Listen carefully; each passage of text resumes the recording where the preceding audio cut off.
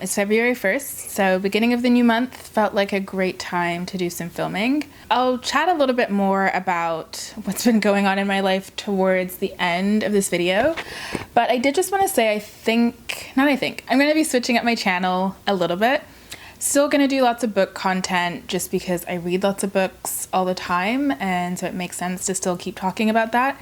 But I'm going to do my videos a little bit more in like vlog style. I really want to use my channel as a way to document my life a little bit more. And so, yeah, it's going to be a little bit of a different style. Hopefully people like it, but I'm excited to get working on it. And I'm really hoping that I can post more consistently. My goal for January was not really to focus on my channel because I started a new job. I've also started seeing someone, which like those two things I feel like take up a very big part of my time. And so YouTube was a little bit lower on my list of things that I wanted to spend time on. But I have really been missing filming. I've been missing uploading content. I've been missing engaging with people on YouTube. I'm back and I hope to be consistent with it. So I wanted to start by talking about a few books I picked up in January. I think I picked up all of these in January, with the exception of possibly the last one. Over the last year, I spent a lot of time reading and I read a lot of books. And I find for myself, the way that I retain the information in a book that's nonfiction is actually by reading syntopically. So syntopical reading is talked about by Mortimer Adler in his book, How to Read a Book. And it essentially is when you are reading on a specific topic and you're reading lots of different books. He talks a lot about using this with things like philosophy, but you also can do it with, nonfiction, history, political science, whatever it may be. And so you pick a particular concept or idea, and then you read lots of books on the subject. So I'm finding I'm reading a lot more in that way, and so I don't think I'm going to get through as many books this year. So I will be talking about the books as I'm buying them, with the understanding that I probably will not have like a book review of these books anytime soon because I'm working through them really slowly. So on that note, I'll get into the books. So the first book I picked up in January was Refusing Compulsory Sexuality, A Black Asexual Lens on Our Sex-Obsessed Culture, and this is by Sherronda J. Brown. I can't remember exactly when I came across this book, but it was a while ago. I want to say I've been sort of dipping in and out of this book for about a year, and I finally took the plunge and purchased a physical book because I had been listening to the audiobook and reading the ebook, both from my local library. So how did I fall down this sort of asexual rabbit hole? I have been someone who's used dating apps for a very long period of time. I just had found it to be sort of like the easiest way of meeting people, but I'd found that through all the years of using dating apps, I never had actually gotten into a relationship from a dating app. And all of my relationships actually started with me being friends with people as opposed to meeting on an app and then like going on dates. So I started to feel like maybe dating apps just like were not for me, but I was trying to understand the reason why they weren't working for me so I could sort of articulate it properly. And then I came across words like demisexual, where, people are only feel a sexual attraction towards somebody when they have a very close emotional connection to them. And it started making me think that maybe I fall on the asexual spectrum or aromantic spectrum, and that's part of the reason why I was struggling to meet people through dating apps. That's what I've been exploring. I hope eventually to make a video essay on the topic. When a lot of people hear the word asexual, they think of people who are completely against sex, whereas that's not what it is. It's more of a spectrum. There's another book I am reading from my local library that I'm actually liking a little bit more. It's a little bit more beginner friendly. I think this is a bit more advanced. So been working through this. It is very nonfiction, so I don't think I'm going to finish it anytime soon. I would be okay if I finish this in a few months, maybe by early spring. But I'm liking it so far. It's just like it's very nonfiction. It's very tedious. I'm not necessarily enjoying the reading experience, but it is very informative. And I did find the audiobook a little bit too complicated. Like I wasn't really processing what I was listening to as an audiobook. So I'm just working through the ebook and the physical book. Okay, the next book I purchased was Abolish Social Work as We Know It. And this is essentially a collection of essays by different people who have problems with our system, the way the social work system, I suppose, is currently organized. I find it very interesting because I feel like social work is seen to be something that is very much focused on care and helping people. But then when you think of social work, I mean, I always think of social work in terms of the child protection or child welfare system, where social workers are the ones saying when it is appropriate to take a child from a person's home. And social work has a history of oppression towards people of color, specifically Black and Indigenous families. And so understanding social work from that lens, I think, is really important. And it's very much now a big piece of the work that I'm doing with my new job. And so it just felt very fitting to pick up a book about that. I picked this up from a really cool bookstore called Queen Books, which a friend of mine had recommended to me months ago, and I just never gotten around to get going there. A really cool bookstore that has really interesting radical texts there, so really glad I checked that out with a friend recently. So I've read a few of the essays in here, and so far I'm really liking it. It's very eye-opening, especially if you are not at all involved in the social work system, and it is very much a Canadian book, which I find is so hard to find. So it's really nice in that sense, like seeing different alternatives to the social work system that are located right here in my community. So really, really liking this. I don't think I would be able to get this information any other way, so I'm really glad that they put this together. I also purchased from Queen Books the Nicomachean Ethics by Aristotle. If you're new to my channel, I talked about this book. I feel like I've talked about this book a lot, so I'm not going to talk about it too much, but this was definitely one of my favorite books that I read last year.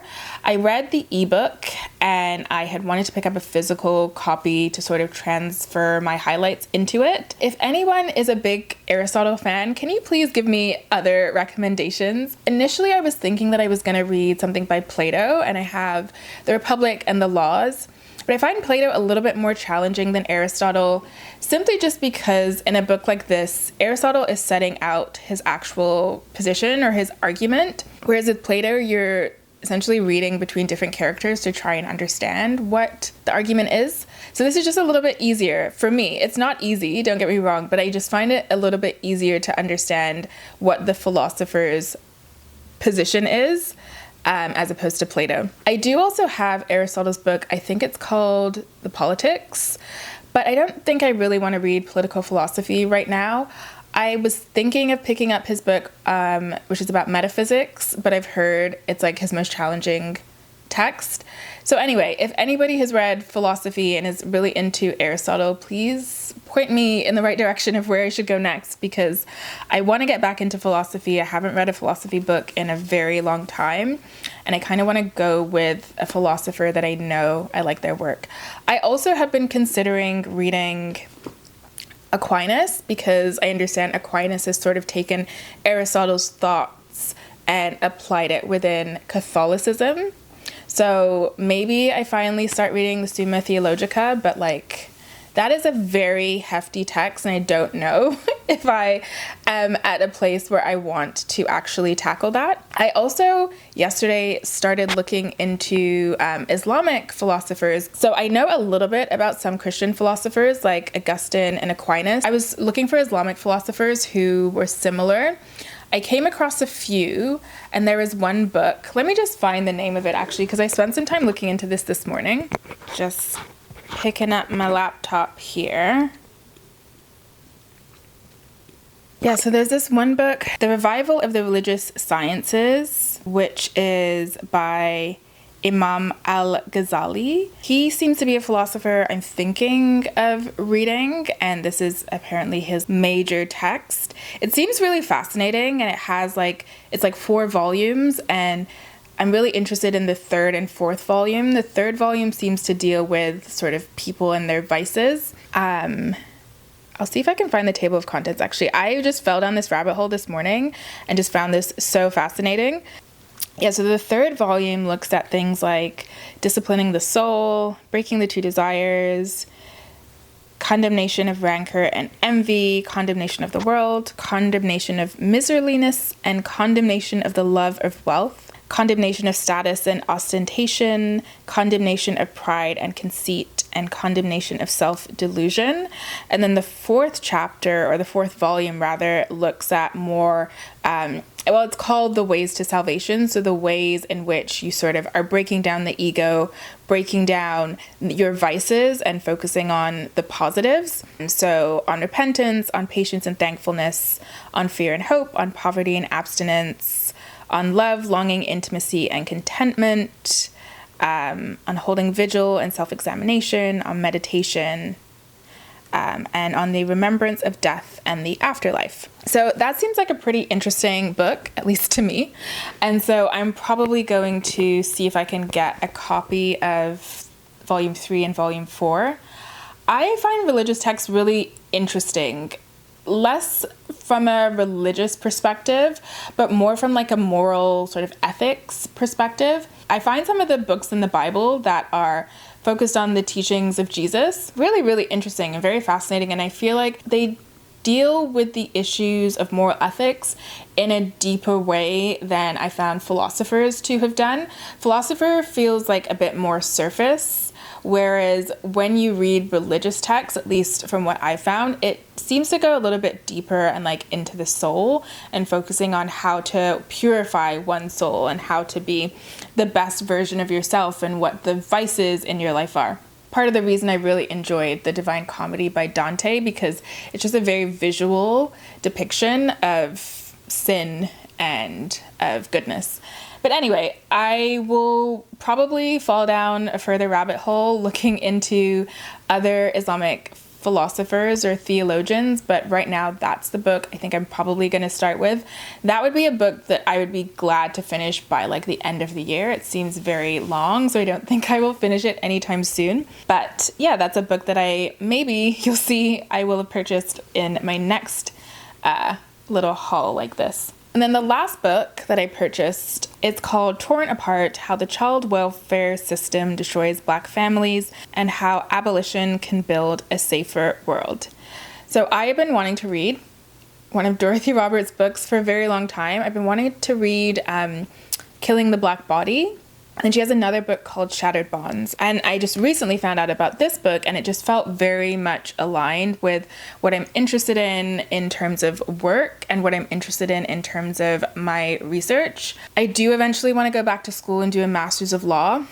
I don't think I see it for myself in the near future, but only time will tell. But I felt like this would be a good read actually for the month of February, for Black History Month. I do like to try and pick a book that I haven't read before that focuses on issues facing the Black community. And I do know a major issue when it comes to child welfare, or what Roberts refers to as the family policing system, is the overrepresentation of Black children in Toronto in the child welfare system.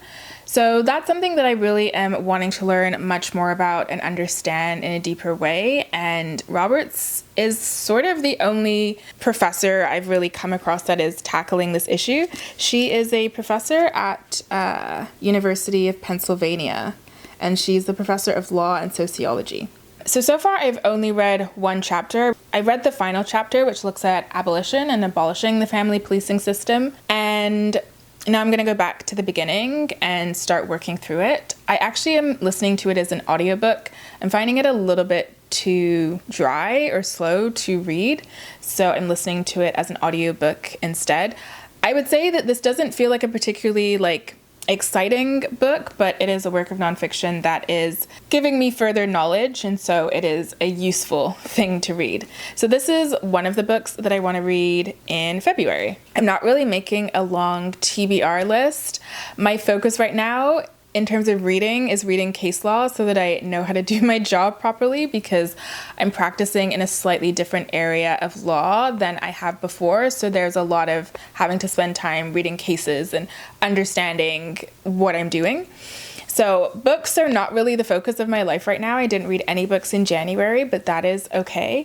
So I'm only going to give myself one other book that I want to have finished by the end of February, and that is The Second Sex by Simone de Beauvoir. I've been wanting to read this book for a very, very long time, and I feel like now is a good time to read it. I've read a few other feminist texts that are much more introductory, and I feel like now I'm ready to tackle this more challenging work. But I started reading it because I was watching I think it's called Overthink podcast. I really like that podcast. If you're into philosophy, it's definitely one I would recommend. And I came across an old episode where they were talking about one of the chapters in Simone de Beauvoir's book. I think it's called Woman in Love. And so that chapter is what I've been reading, and it's been so interesting to me. Essentially looking at de Beauvoir's perspective about how women in love are very different than men. She sort of says that women give all of themselves when they're in love, whereas men are kind of just like fitting the woman into their already pre-existing life, which I thought was pretty interesting. I can never tell if Beauvoir is saying these based on her own unique experience with Sartre, because I would say actually, like, in relationships I've been in with men who were in love with me, it did not feel the way that she sort of is describing. I've dated people like that, and I saw it as them not being in love with me because they were not willing to sort of make that space for me in the way that I would expect someone who loves me to be able to do. So yeah, it's been interesting to look at that and see, like, do I agree with her argument, or do I think she's maybe coming from a place and talking more from her own unique experience in her relationship with Sartre, because they had a very complicated polyamorous relationship, which definitely did not seem to be satisfying to her. I actually have been posting on my Twitter account. I have a Twitter account, which I'll include in the description box, and I tend to post there when I come across really interesting quotes from the books that I'm reading. And so there's one by de Beauvoir that I just want to read out. Men might be passionate lovers at certain moments of their existence, but there is not one who could be defined as a man in love. In their most violent passions, they never abandon themselves completely. Even if they fall on their knees before their mistresses, they still wish to possess them, annex them. At the heart of their lives, they remain sovereign subjects. The woman they love is merely one value among others. They want to integrate her into their existence, not submerge their entire existence in her. By contrast, love for the woman is a total abdication for the benefit of her master. Thought that was a really interesting quote. I'm still trying to see whether or not I completely agree with her. So yeah, that is the second book that I want to read in February, and I actually am hoping that I can go out to a used bookstore today and pick up a copy. I just really want to get started reading it a little bit more, and I had found a PDF of it online, but I just feel like I need a physical book for this one, or at least an ebook. I don't really like reading PDFs as often because I find them a little bit more difficult to like highlight and get my highlights out and everything like that. So I want to see if I can get a used version, probably from B&V Books. I'm pretty sure I've seen like multiple copies of this book there. So yeah, that's my like book content. Life has been good, but it's been very busy. Started a new job, and like I said, in a different area of law, so I've been spending a lot of time reading and learning, and I feel very much a responsibility to do a good job because of the stakes in the job, if that makes sense. So yeah, I'm feeling very excited because I'm learning so much, but also very challenged. And then also with like trying to make time for somebody else in your life, I feel like for myself, who's like very much an introvert, haven't really had a lot of time to just like be on my own on the weekend and work on my channel, work on my passions, work on my interests. So yeah, just like starting to figure out how to find time for that. And if I'm honest, the only reason I had time today to film is because the plans I was supposed to have today fell through. But I always use canceled plans as a way to be able to work on my hobbies and my YouTube. Feeling good, but definitely feeling a little bit stressed about life, just feeling a little bit like there's a lot of change and feeling a little bit of anxiety about that change. And I think for me, one thing that now I have been focusing on for 2025 is community and making time for relationships, be it romantic relationships and also friendships, and understanding that that means other things will not be to the level I may be used to. Like, I'm definitely used to spending a lot of time focusing on my career, but understanding that if I do that and continue to be a workaholic, that there's a chance that that's really going to be the only thing that I have to show for my life. And while I do like being a lawyer and I like the work that I do, I see for myself like a rich life encompassing more than just my career. I see it encompassing healthy friendships, a family, children, all of those sorts of things.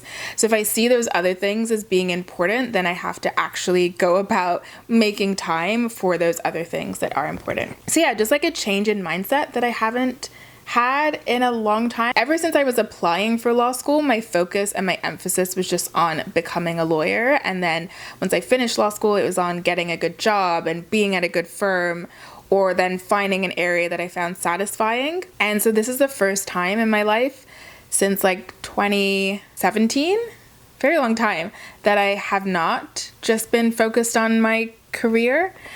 And it's been interesting. It's been hard. It's been an adjustment, but I think it's very much, I just feel like my head is in the right place to be willing and accepting of love. And I think for me, like when I meet someone, it's never an assumption that that is going to work out with that particular person. But I feel like it's the first time that I really feel like ready to settle down, and like I don't feel like there's anything else that's gonna be like taking my attention. And I think because of that, I'm like willing to give more of myself than I have been in a very, very long time. Okay, on that note, I think I'm gonna start cleaning and like reorganizing my bookcase a little bit, and then my plan is to go out a little bit later. So that's that. I will see you soon. It's almost 8:30. I just got back. I did some errands earlier in the day, and then I came home and cleaned my apartment, and then I just went to go and get a copy of The Second Sex. I knew the bookstore I was going to would have it, and they had multiple copies actually. So picked this up, very excited to finally dig into this book by Simone de Beauvoir. Gonna have a pretty laid back evening, which, okay, well that was terrifying. My door just randomly unlocked. I'm like a very paranoid person, so that was very scary. Whew. Okay, no plans for this evening, which I'm actually okay about. The last few weekends have been really busy, and I feel like if I haven't been like socializing with friends, I've been like seeing the person that I've been seeing, or like doing something with family. So this feels like the first Saturday in a long time. So this feels like the first Saturday evening in a long time that I just have to myself to relax. And I am probably going to try and make some chicken tacos. I made some shrimp tacos earlier this week, which were delicious. And I wanted to do chicken with a mango salsa on it. So I have the recipe, I just need to try it out. And then I got some pineapple juice, which I'm gonna try. I've been trying to make good like sparkling water, and I've been struggling with finding like a good mix. So I want to try pineapple juice with a little bit of just plain sparkling water. And I also got this mango cake, which I love, with custard. So I'm just like very excited for my evening in. Also, I went to the grocery store like 30 minutes ago, so at like 8, and it was lovely. I love grocery shopping when no one is there. Like when I was in law school, I always used to go grocery shopping on a Friday night because everyone was out. So yeah, that's gonna be my cozy evening in. I don't think I'm really gonna focus on reading much, but I am gonna be traveling for work on Tuesday/Wednesday. And I wanted to watch Lost in Translation to like get myself back into the mindset of like traveling for work and being in a completely different city. In terms of outfits, I didn't talk about what I'm wearing, but this is a turtleneck from Kotn. I really like these turtlenecks. They're just like 100% cotton. This is in an extra small. I ended up buying another one in the same color in just an extra small because I think this one is a little bit too small. Like the sleeves are a bit shorter than I would like, so I typically wear this one at home. And then for the pants, these are the cotton rib knit pants. I'll get a picture of them properly. But I love these things. I have one pair in black and one pair in blue, and I wear them all the time. They're just so comfortable and so easy to wear. I can't believe I've never purchased a pair before because I've seen them for a very long time and just never gotten them. So they are currently on sale. I will include the link if anyone wants to check them out. So I think I'm gonna probably end the vlog here. I might show like a little bit of footage of myself doing other stuff, but I don't think I'm gonna be chatting. So thank you so much. Sorry again for not posting for a very long time, but I promise to get better at that. And thank you for the love and support. I will see you in the next one.